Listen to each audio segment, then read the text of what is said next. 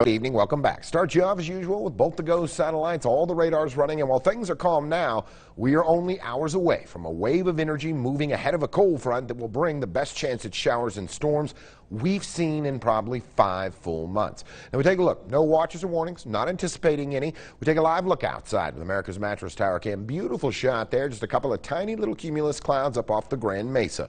Let's talk about currents. Isn't it nice to see it in the 80s and not the 90s or 100s? I'm enjoying it, and another cold front arrives tomorrow with the storm energy. Winds northwest at 9 from the last cold front, pumping in the cooler air, but there are problems. Humidity 15%, dew point 31, but unlike the last 5 months, the wave that's headed this way brings its own moisture. Pressure is down 29.90.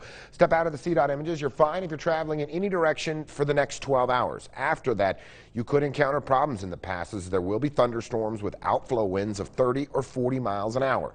Good news on the pollen front as well. Trees, grass, and mold all non-existent, but weeds have dropped to a medium level, only because they've used most of their pollen at this point. Temps out there are looking beautiful. Mid-70s in the high country, mid to low 80s in the valleys. Even Moab, that has been hovering at the 100-degree marker for 2 straight months, 87 degrees, so it is nice. Winds out there all dominantly northwest at 5 to 15. Few gusts up to 20. Dew points ranging from the teens in Utah, 20s in the high country to a couple of low 30s. We actually have the higher moisture content along 70. But our old enemy humidity is still a problem. As I mentioned a moment ago, the wave of energy coming brings its own moisture. So even with the humidities at single digits to teens, it still looks like tomorrow is good to go. And even if we wind up missing out on the storm energy, the next cold front, just like the last one, is a guarantee. Temps out there across the state. 93 in Lamar, they never really got much of the cool air filtering in, mid-80s for them, but all of us have been able to stay out of the 100-degree marker. Something else to note, if you've been smelling a very small little faint measurement of smoke, you are, from fires burning along 70 as well as up into Montana, but those will actually aid thunderstorm development tomorrow. Why? All those little tiny little particulates of smoke will actually help bond with the water molecules. I know, a lot of fancy science, just means that it's easier for the storm to turn it into actual raindrops, so it's a good thing. Tonight, no threat of that occurring yet. As you can see, storm threat will be on the east side of the state and out into the plains, but for tomorrow, everywhere in western Colorado, with a severe package in western Nebraska. If you're traveling up there, they have a tornado threat tomorrow, so be cautious of that. Then the cold front that's with the storm energy will quickly sweep the deck, and we'll go back to no chance by about noon on Wednesday.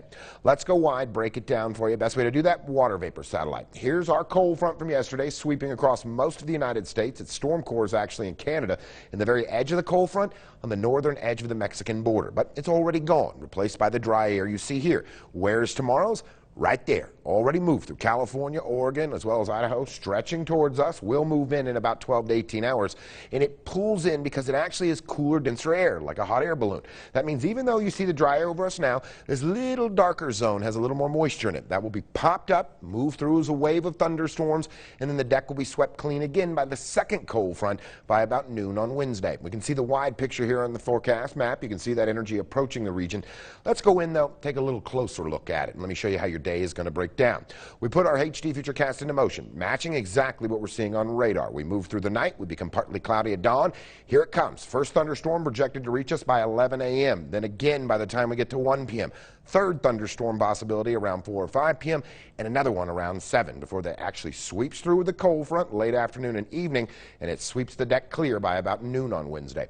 How much rain is computer projecting? Putting about 0.12 over us, 0.16 over Montrose, but look, any of these thunderstorms, if they come right over us here in the valley, we could pull a quarter or a half inch out of them. Tonight, 57, mostly clear, turning partly cloudy. Mid-50s to a couple of upper 30s and upper 40s. You see that in the high country?